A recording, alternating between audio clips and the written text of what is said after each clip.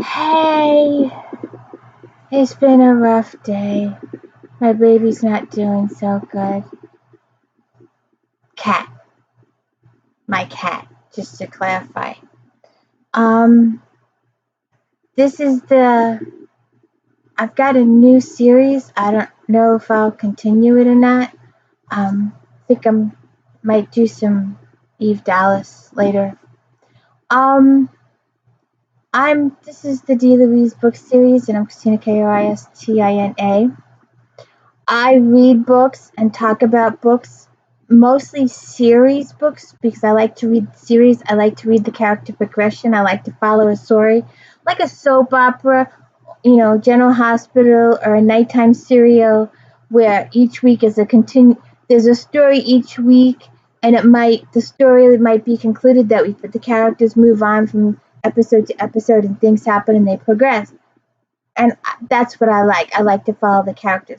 Right now, we are doing J.D. Robb, Eve Dallas. We are doing Laura K. Hamilton, Anita Blake. We are doing Carolyn Sparks, At Stakes. We are doing Lindsay Sands, the Argento series.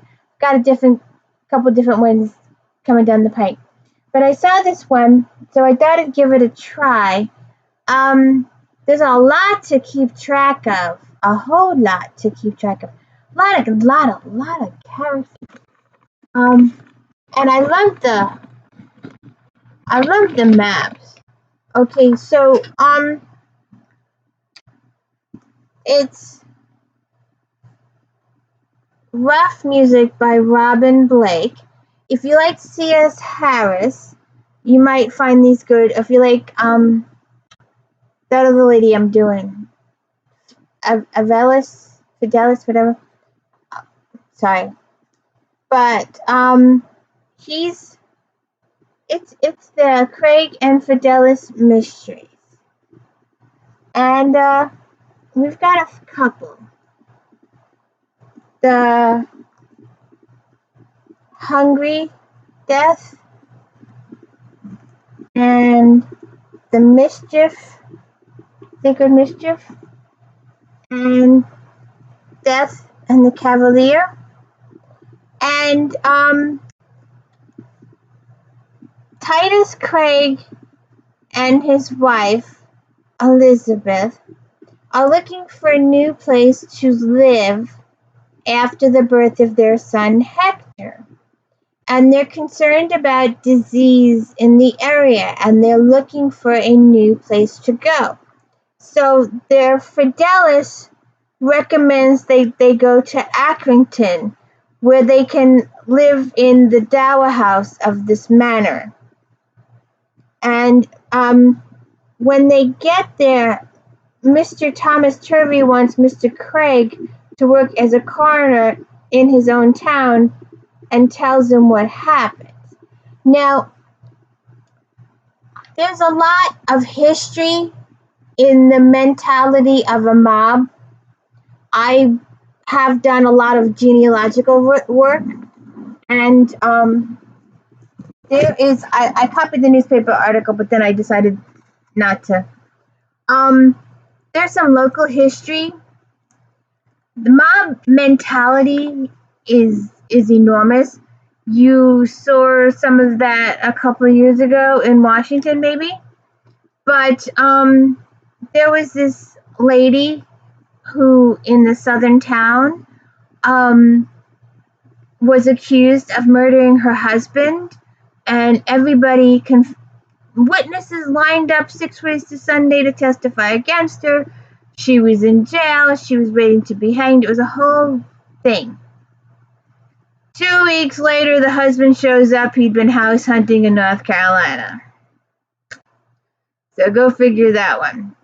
But this is mob mentality to the extreme. Okay. And I love, it's in all the books. It's a different one in all the books. Let's see if you can see it, how it comes out. I love these little maps that she does. All the books have them. And this particular one, it's in 1744.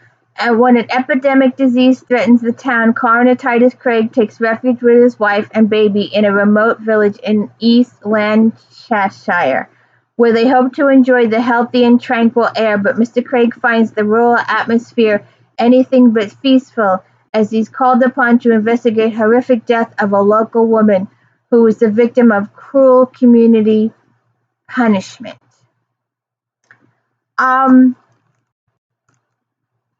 At the beginning, there were just 3 conspirators, but a wine spill on a tablecloth, the disturbance spread, and soon most of the village had caught the stain. 2 of the 3 brothers, Simon and Charlie Stirk, and the third was Harry Hawke, a discharged soldier who had been returned from the French wars. It seems to have started when they were drinking together one Friday evening at the Black Bully Inn. Willie Whist, the blind fiddler, had been sawing away at his instrument and singing obscene ditties to amuse the company, but now he had stopped. In the relative quiet that followed, the 3 companions found they were overhearing the next talk at the next table, where John Cargrave was complaining vehemently about his wife's domineering ways. And there's this thing. I tried to research it, and I didn't come up with much. I know I wrote it down. Ride the Stang? They put a person on a piece of wood, or they beat this lady to death. On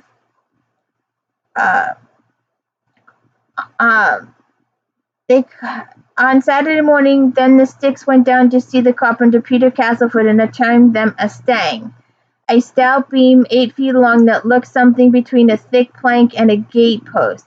The brothers carried the stang to a place where they met Harry Hawke, who tested its size and weight and helped with the nailing the seat of a stool to it halfway along. So they go to this guy's house. They go to Cargill's house, and they tell him, give us your wife so we can punish her for the way she's been to you. And he's like, no. So they punish him, and severely, but not that severely, where he finally gives up the ghost and says, fine, take her. And what they do to his wife, and the whole town gets in on it, and they spring pots and pans and throw stuff at her and the whole 9 yards, and she ends up dying. So then when they get to town,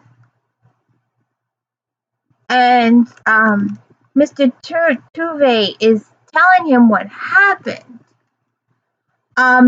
he tells him, my usual procedure is to gather witness statements beginning with the first finder.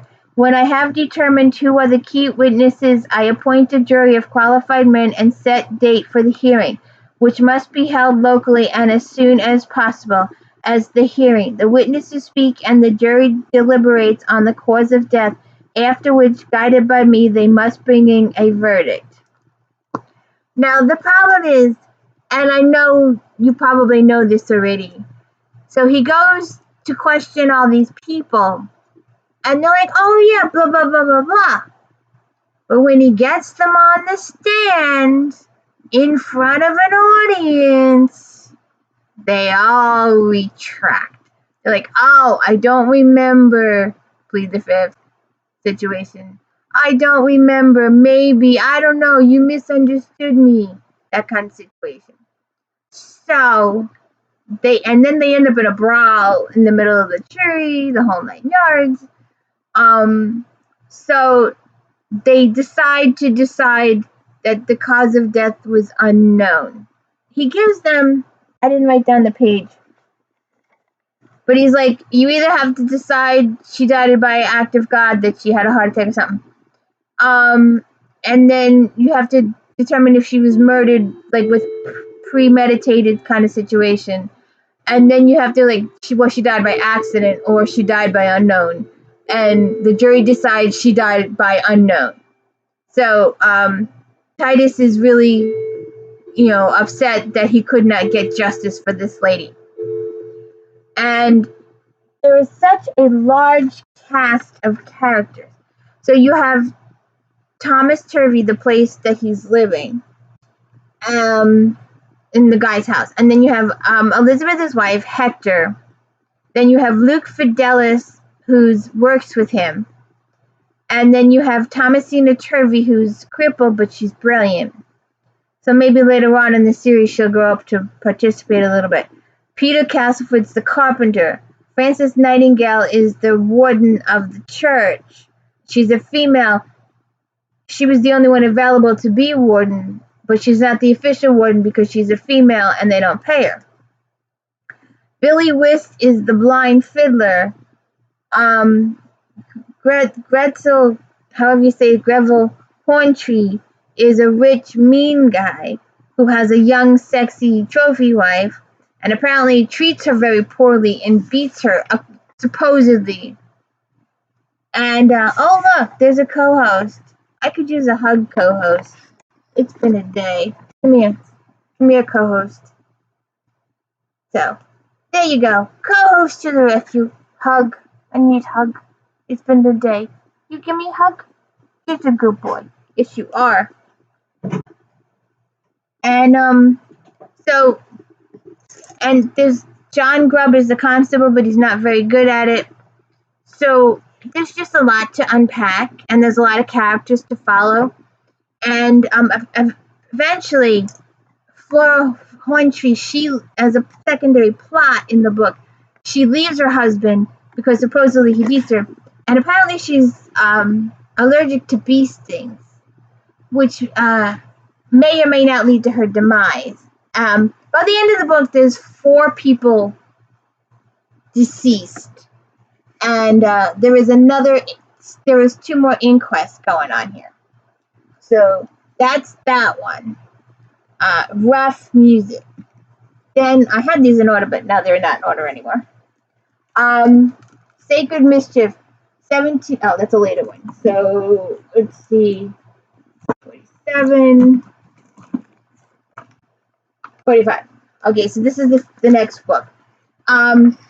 Rumors around that Charles Edward Stewart, the young pretender, has landed in Scotland, intent on marching south to claim the English throne. Meanwhile, Coroner Titus Cragg must investigate a headless body discovered in an icy pond. There is evidence to suggest a connection with the approaching rebel army, unless someone is deliberate using the Highlanders' invasion as a cover for murder. Right? And then it's 40. Then we have November 47. County Coroner Titus Cragg has been called to the scene of a gruesome slaughter at a rural farmhouse. A mother and 4 children brutally murdered at their home, where they were killed by the man who should have protected them, their husband and father. What role is played by the particular religion cult that the family belongs to? Perhaps the mute boy who lives in the dog kennel knows the truth.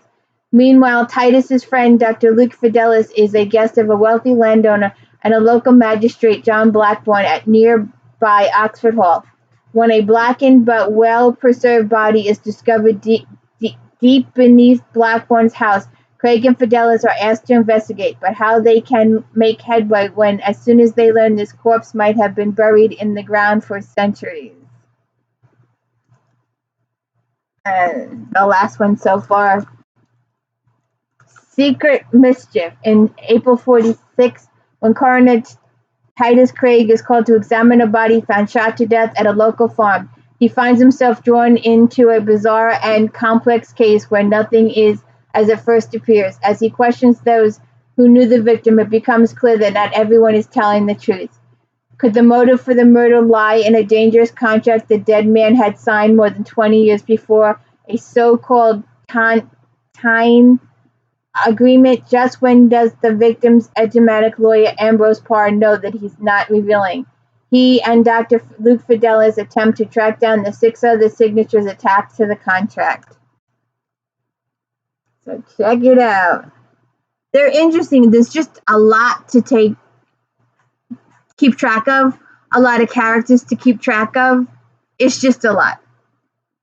So, but they're good. And if you like C.S. Harris, You should like these. So it's Robin Blake, Sacred Mischief, Death and the Chevalier, and Hungry Death,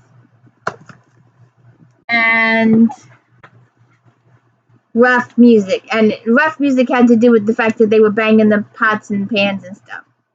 So it's interesting. And don't forget Flashback Mondays, and might be delayed a little due to family circumstances. And Star Trek Fridays and my daily book reviews. So please check them out. And the Cragg and Fidelis Mysteries. Go for it. And please get the thumbs up, like, and subscribe. I have no family and friends to do it for me, so I need the public to do it for me. I'd really appreciate it. Thank you very much. Have a good one.